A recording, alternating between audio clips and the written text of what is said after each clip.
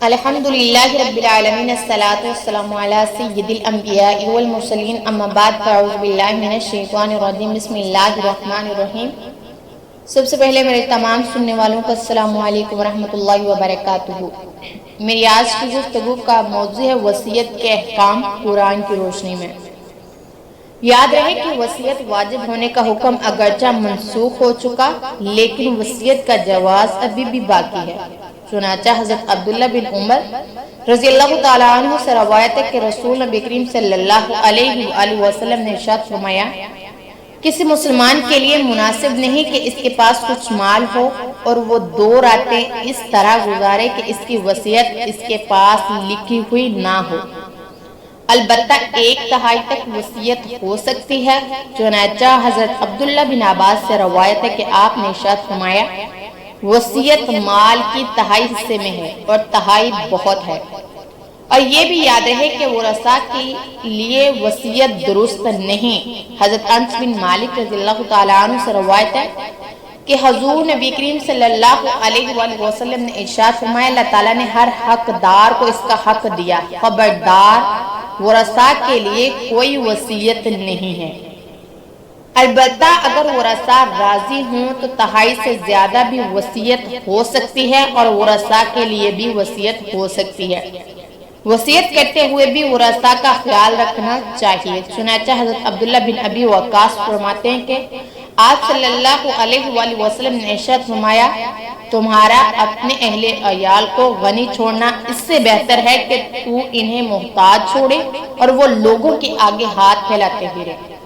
اور یہ بھی یاد رہے کہ اگر مال کثیر ہو تو وصیت کرنا افضل ہے، اگر مال قلیل ہو تو وصیت نہ کرنا افضل ہے۔ یوں ہی وصیت کرنے کی صورت میں 1/3 سے کم ہی کرنا افضل ہے۔ اس کے لیے قرآن مجید کی آیات فَمَن بَدَّلَهُ بَعْدَمَا سَمِعَهُ فَإِنَّمَا اسْمُهُ عَلَى الَّذِينَ يُبَدِّلُونَهُ إِنَّ اللَّهَ سَمِيعٌ عَلِيمٌ۔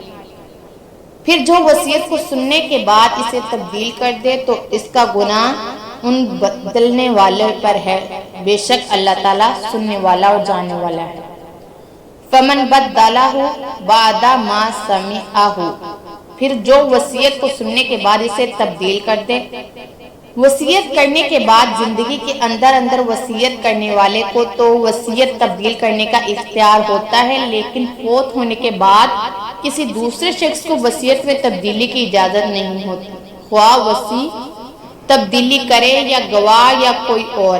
یوں ہی وصیت کے کاغذات پر تبدیلی کی جائے یا مال کی تقسیم میں۔ افسوس ہے کہ مال کی محبت میں لوگ وصیتوں میں بہت ہیرا پھیری کرتے ہیں، وصیت چھپا دیتے ہیں، جعلی وصیت نامے بنا لیتے ہیں، وصیت میں تبدیلی کر دیتے ہیں، وصیت پر عمل نہیں کرتے۔ ایک اہم مسئلہ یہ بھی یاد رہے کہ وصیت کے بارے میں ضروری ہے کہ شریعت نے جو قوانین بنائے ہیں ان پر عمل کیا جائے، ان سے ہٹ کر عمل کی اجازت نہیں۔ مثلا ورثاء راضی نہ ہوں پھر بھی 1/2 مال سے زیادہ کی وصیت کر دی جائے اور اس پر عمل کر لیا جائے، یہ سب ناجائز اور حرام ہے۔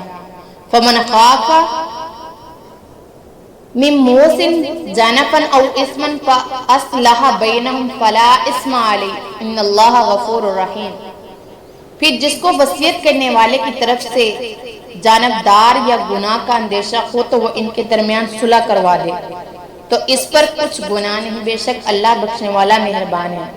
فمن خافا، تو جسے اندیشہ ہو، اگر کسی عالم یا حاکم یا وصی یا رشتہ دار وغیرہ کو معلوم ہو کہ مرنے والا وصیت میں کسی پر زیادتی کر رہا ہے یا شرعی احکام کی پابندی نہیں کر رہا تو مرنے والے کو سمجھا بجھا کر وصیت درست کرا دے تو یہ شخص گناہگار